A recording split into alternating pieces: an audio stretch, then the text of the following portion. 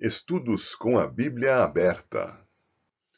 Olá, eu sou Fernando Abraão e hoje nós vamos continuar os nossos estudos com a Bíblia aberta, abrindo a Bíblia na primeira epístola de Paulo aos Tessalonicenses, capítulo 5, de 1 a 11.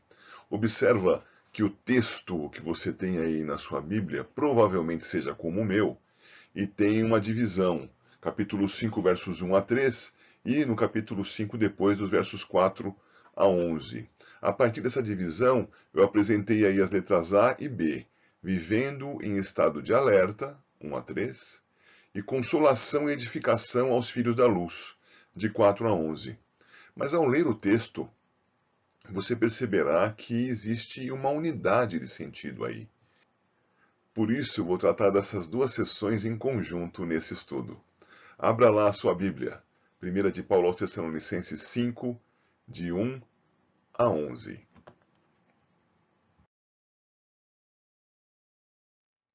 Esse é o esboço do que nós estudamos no último trecho. Quando vimos no capítulo 4, de 13 a 18, essa sequência que nós temos aí.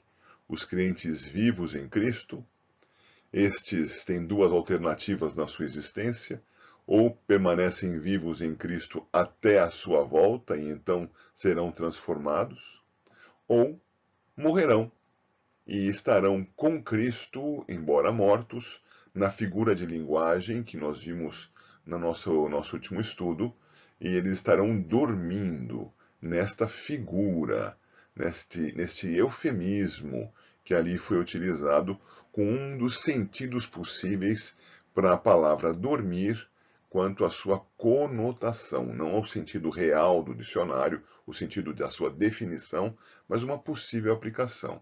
Então, nesse eufemismo, pela conotação da palavra dormir, é assim que estavam os mortos em Cristo, é assim que estão até hoje os mortos em Cristo, aguardando pela vinda do Senhor, quando então os seus corpos serão ressuscitados. Com a vinda do Senhor, crentes mortos em Cristo ressuscitarão primeiro, e os crentes vivos em Cristo serão arrebatados. A pergunta que surge para a gente é essa que já apareceu no quadro há algum tempo: quando isso acontecerá? Então passemos ao texto que nós estamos estudando agora, vivendo em estado de alerta. Irmãos, relativamente aos tempos e às épocas, não há necessidade de que eu vos escreva, pois vós mesmos estáis inteirados com precisão de que o dia do Senhor vem como ladrão de noite. Quando andarem dizendo paz e segurança, eis que lhes sobrevirá repentina destruição, como vêm as dores de parto a que está para dar à luz, e de modo nenhum escaparão. Mas vós, irmãos, não estáis em trevas, para que esse dia, como ladrão, vos apanhe de surpresa. Porquanto vós todos sois filhos da luz e filhos do dia, não somos da noite, nem das trevas. Quanto aos primeiros dois versos, nós temos que observar que ele menciona o dia do Senhor vindo como ladrão de noite. Esta instrução nos mostra que nós não temos como saber quando isso será. Então nunca se deixe enganar. Não sabemos quando será. A pergunta inicial apresentada hipoteticamente pelos Tessalonicenses: haverá a ressurreição dos mortos? Os que estiverem vivos em Cristo serão arrebatados? Que maravilha! Quando? A resposta não é dada. O que existe são advertências a respeito da instrução quanto à maneira de viver enquanto se aguarda a sua vinda. Por isso, vivendo em estado de alerta é o nome desse estudo. E os Tessalonicenses já haviam recebido instrução sobre a vinda repentina do Senhor como ladrão. O versículo 3 vai dizer da condição das pessoas que vivem sem Cristo. Quando andarem dizendo paz e segurança, eis que lhes sobrevirá repentina destruição, como vêm as dores de parto a que está para dar à luz, e de modo nenhum escaparão. A primeira observação a fazer é: o ensino é sobre a repentina destruição dos incrédulos no momento em que estejam confiando na paz e na segurança provenientes deles mesmos, não daquela que vem de Deus. A sua confiança naquilo que está ao seu redor, visível, palpável, esperanças infundadas, esperanças calcadas naquilo que é efêmero, que é temporal, e não naquilo que é eterno, que Deus concede. Essa esperança de paz e segurança, ou essa experiência temporária de paz e esperança, será frustrada em repentina destruição. Eles não esperam por isso, mas virá. Assim como nós aguardamos que ele venha repentinamente como ladrão, mas nos surpreenderá positivamente, a estes a surpresa será negativa. E o segundo aspecto aqui em azul é: o ponto em comum entre as dores de parto e a perdição dos incrédulos é a certeza. Uma e outra virão com certeza. Este é o pensamento de Paulo de então. Ele não trabalhava com o pensamento atual de usar uma anestesia para que a mulher desse à luz. Na sua época, isso era certeza. A mulher que chegasse a termo no seu parto teria dores para dar à luz, em conformidade com aquilo que fora dito por Deus a Eva lá no capítulo 3 de Gênesis.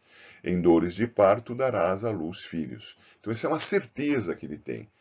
Tal como esta certeza é a certeza de que esses serão destruídos, serão perdidos, não estarão em salvação na presença de Deus. Versículo 4 nos diz: Mas vós, irmãos, não estáis em trevas, para que esse dia, como um ladrão, vos apanhe de surpresa. Porquanto vós todos sois filhos da luz e filhos do dia, não somos da noite nem das trevas. Perceba que aqui nós temos que fazer uma continuidade. Ele está colocando em paralelo. Aqueles que são ímpios estarão nas trevas, estarão fundados na sua própria paz e segurança, enganosas. Mas os filhos do dia, os cristãos, os irmãos, não estão em trevas. Eles não serão surpreendidos negativamente pelo dia de Cristo, o dia da vinda do Senhor Jesus. Sim, virá como um ladrão, não sabemos quando, mas estamos esperando por isso. Estamos aguardando que ele venha, porque somos filhos do dia, filhos da luz.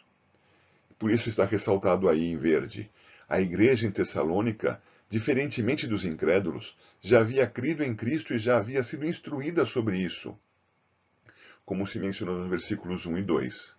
Os cristãos não estavam nas trevas em que vivem os incrédulos e não esperavam pela paz e segurança mundanos. Assim seja conosco também. Hein? Voltando ao nosso esboço inicial, surge uma outra pergunta. Se é assim, se não sabemos quando, então como é que nós vamos viver? Como viveremos até esse dia? Então, nos versos 6 a 8 temos: Assim, pois, não durmamos como os demais, pelo contrário, vigiemos e sejamos sóbrios. Ora, os que dormem, dormem de noite, e os que se embriagam, é de noite que se embriagam. Nós, porém, que somos do dia, sejamos sóbrios, revestindo-nos da couraça da fé e do amor, e tomando como capacete a esperança da salvação. Vamos observar algo nesse texto. Verso 6: Assim, pois, não durmamos como os demais. Pelo contrário, vigiemos e sejamos sóbrios. Não é o mesmo significado da morte, mas sim o de estar alheio à realidade. No comentário coloco: Paulo prossegue com a comparação que havia iniciado. Os ímpios creem na própria paz e segurança e serão destruídos. Os cristãos têm conhecimento e nem serão surpreendidos. Os ímpios estão dormindo. Os cristãos vigiam e estão sóbrios. Então vem o verso 7. Ora, os que dormem, dormem de noite, e os que se embriagam, é de noite que se embriagam. Perceba, as duas aplicações destas palavras, quanto ao dormir e quanto ao se embriagar, se referem ao perder a noção da realidade, ao estarem alheios ao que acontece ao seu redor, ao perderem o melhor discernimento daquilo que acontece ao seu redor. Daí a surpresa. Você já tomou um susto? É porque você estava olhando para uma coisa e não se deu conta que outra coisa estava acontecendo por perto. E quando ela chegou perto demais, você se assustou, foi surpreendido. Essa é a ideia aqui. Está alheio, não está acompanhando a realidade. Quando ela vem, se torna assustadora. Então os ímpios dormem e se embriagam em sua ignorância, na figura à noite. A noite aqui aponta para a ignorância, ao não conhecimento da verdade.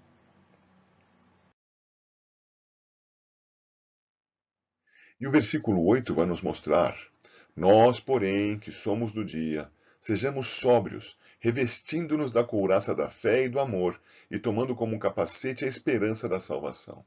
Veja, nós não somos da noite, nós somos do dia. Nós não estamos em ignorância. Nós sabemos o que está acontecendo. Veja o versículo 1 e 2 lá atrás. Nós já fomos instruídos. E estou pensando nos Tessalonicenses e transferindo isso para nós cristãos. Já fomos instruídos quanto à vinda do Senhor Jesus. Então nós não estamos embriagados. Nós não estamos dormindo. Nós, os cristãos, temos conhecimento. Somos do dia. Somos sóbrios e nos mantemos alerta com a armadura de Deus. Observa, por favor, que o final do verso vai dizer: revestindo-nos da couraça da fé e do amor e tomando como capacete a esperança da salvação. Paulo está fazendo neste texto a sua primeira observação a respeito da armadura de Deus. Ele fará isso de uma maneira mais ampla em Efésios capítulo 6, a partir do versículo 13, mostrando que a armadura é para resistir às ciladas do inimigo, às suas investidas, os seus dardos inflamados. Pois bem, aqui ele menciona então que nós, como cristãos, estaremos esperando pela vinda de Cristo, preparados para combater. Estaremos prontos para resistir os ataques. Aqui ele não menciona o nosso inimigo, mas diz que nós temos que estar preparados e em condições de combate. Por isso, revestindo-nos da couraça da fé e do amor e tomando como capacete a esperança da salvação.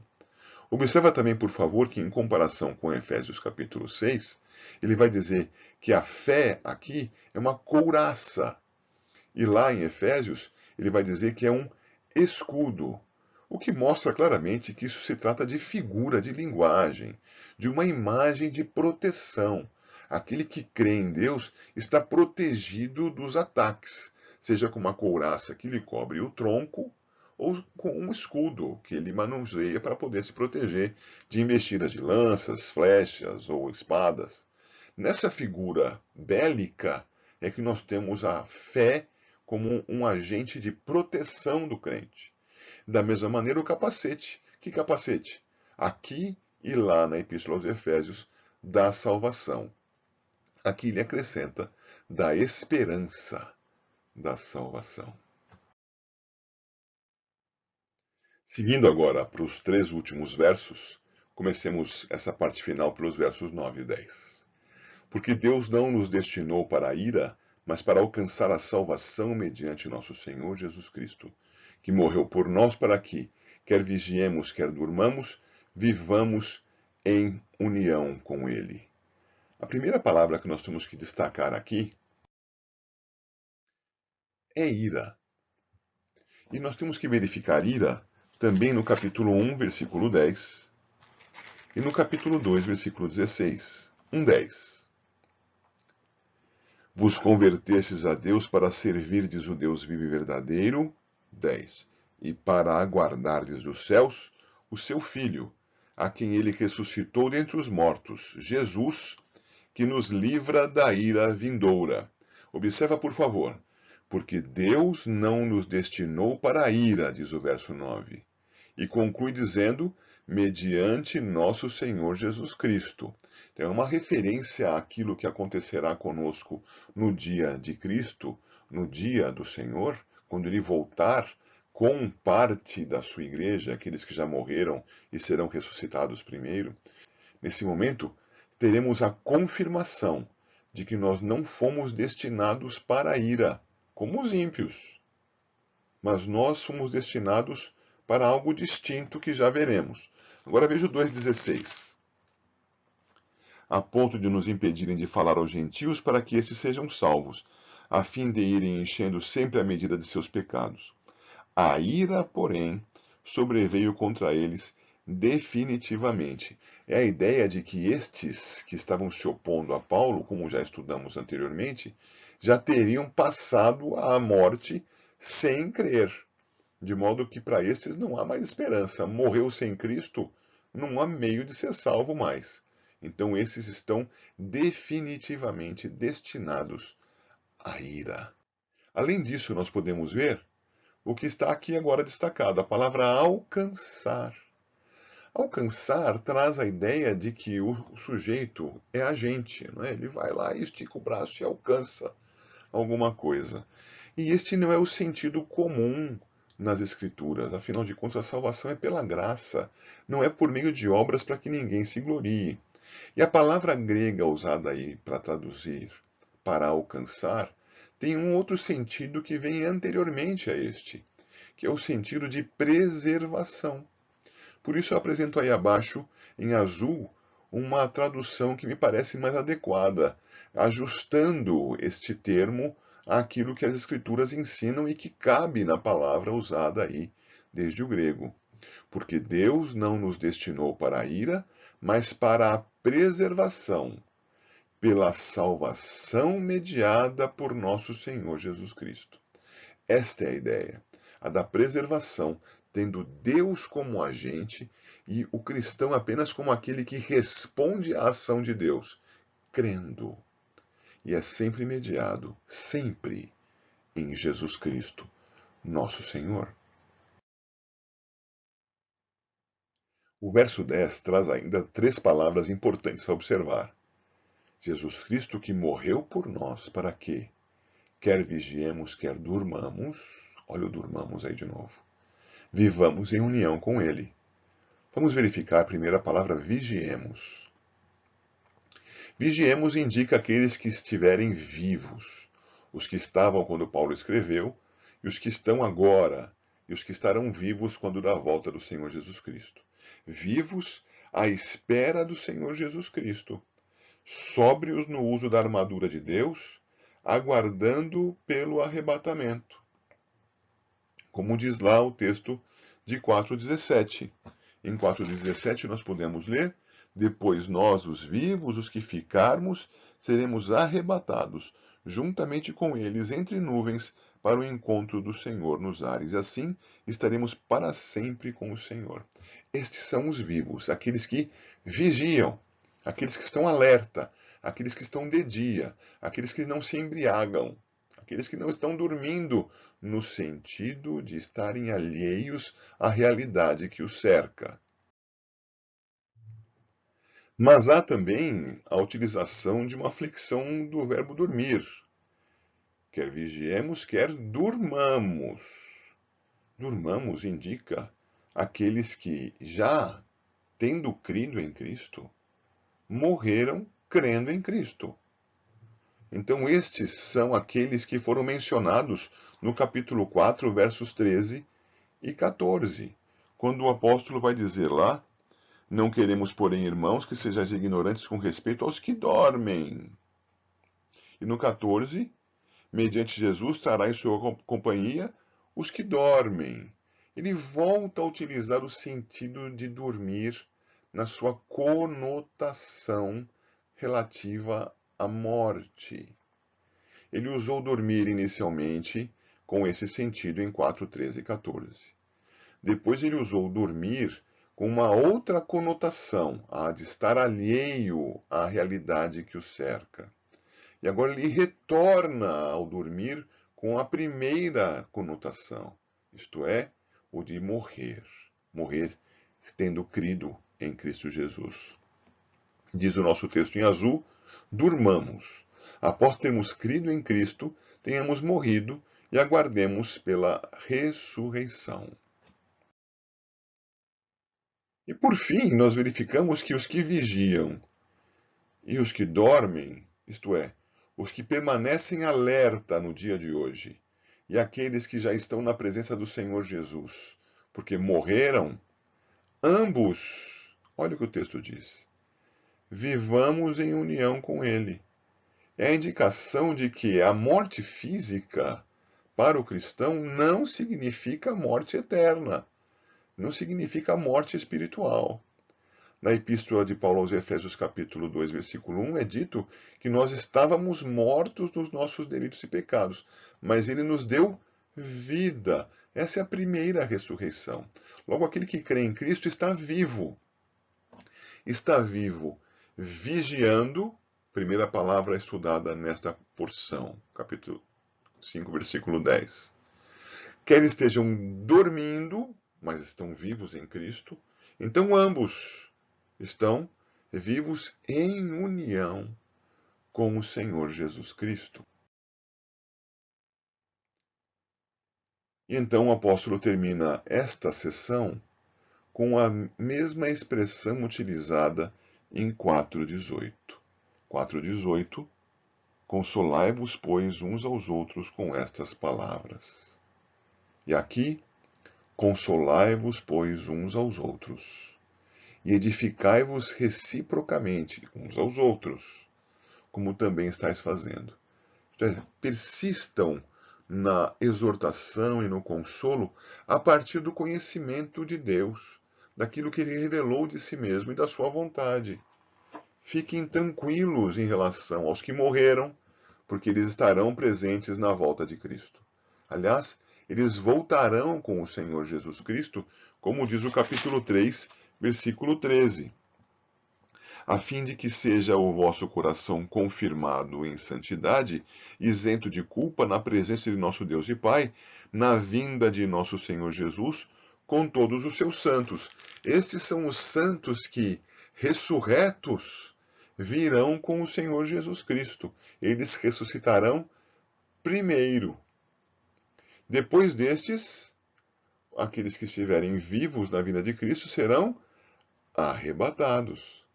Então sejam consolados com isso e lembrem-se, aqueles que permanecem vivos, que permaneçam vivos usando a couraça da fé e do amor e o capacete da esperança da salvação. Vivam sóbrios, vivam íntegros na presença do Senhor. Vamos fechar o estudo de hoje com aquele esquema que vimos no estudo passado e que já passou por aqui neste estudo atual por 2 vezes, mas com alguns acréscimos. Primeiro, observe que há 2 categorias de pessoas agora no início, no lado esquerdo da tua tela. No quadro verde, crentes vivos em Cristo. E no quadro preto, escrito em rosa, os ímpios, isto é, as pessoas incrédulas e mortas sem Cristo. Recuperando aquilo que vimos no quadro que já está completo, vemos que na parte branca, margeada por amarelo, temos aqueles que morreram em Cristo e que espiritualmente já estão na presença do Senhor, unidos a Cristo. Estes crentes mortos em Cristo, na vinda do Senhor Jesus, serão ressuscitados primeiro. Os crentes mortos em Cristo ressuscitarão primeiro e virão com o Senhor Jesus, como nós observamos há pouco em 3,13, como os santos que acompanham o Senhor Jesus na sua volta. Pois bem, ainda observando o esquema antigo, acrescentamos uma palavrinha aos crentes vivos em Cristo Jesus. Eles estão vivendo vestidos da armadura do Senhor. Estão com a couraça da fé e com o capacete da esperança da salvação. Essa esperança está indicada aqui por quê? Porque eles vivendo nesse estado de alerta, nem dormindo, nem embriagados, eles estando a observar aquilo que acontece ao seu redor, eles estão fazendo isso revestidos da armadura de Deus, cuidadosos, alimentando a sua fé e a sua esperança de vida. Pois bem, com essa armadura, na vinda de Cristo, os crentes vivos serão arrebatados. Ora, mas com a vinda de Cristo, mais um grupo de pessoas está incluído nos efeitos que a vinda produzirá. Quem são estes? Os ignorantes, os ímpios, estão totalmente alheios ao que realmente importa. Estão muito ligados, sim, nas coisas desse tempo. Estão muito preocupados com aquilo que acontece e acontecerá segundo as suas previsões, segundo as suas imaginações. Mas estão desligados do que mais importa, que é a comunhão com Deus verdadeiro pela mediação de Cristo. Na vida de Cristo, então, eles serão repentinamente destruídos. Em outros textos veremos que essa palavra aí, destruição, vai indicar o estado dos mortos sob o juízo de Deus. Mas por ora não veremos isto aqui. Estudos com a Bíblia aberta. Espero que tenha sido produtivo para você estudar a primeira epístola de Paulo aos Tessalonicenses, no capítulo 5, versos 1 a 11. Continuaremos no nosso próximo encontro, se Deus assim quiser. Até lá.